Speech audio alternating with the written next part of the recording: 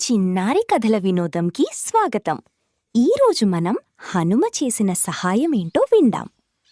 అడవి మధ్యలో ఒక అందమైన ఉదయం.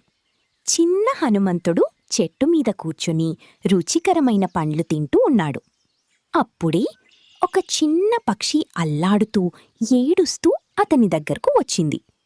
పక్షి విలపిస్తూ, హనుమా, నా గూడు గాలి తీసుకపోయింది. నా పిల్లలు ఎక్కడో పడిపోయారు. నాకు దొరకటం లేదు.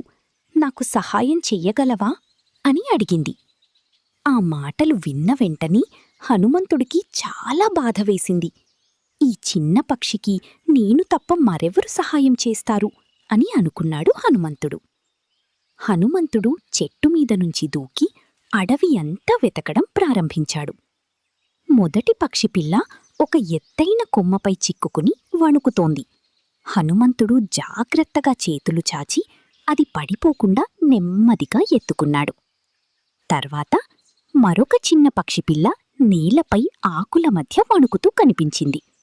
హనుమంతుడు మోకాళ్లపై కూర్చుని అది భయపడకుండా మృదువుగా ఎత్తుకున్నాడు.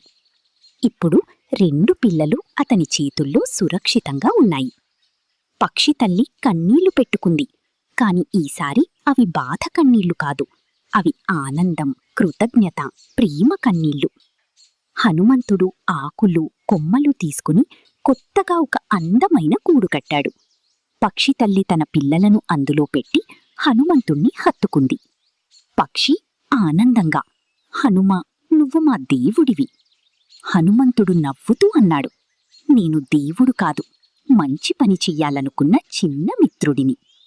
అడవి అంతా హనుమంతుడి దయను చూసి ఆనందంతో నిండిపోయింది. మళ్ళీ ఒక మంచి కథతో కలుద్దాం. బాయ్. ఇలాంటి చక్కని కథల కోసం చిన్నారి కథల వినోదంని సబ్స్క్రైబ్ చేసుకోండి.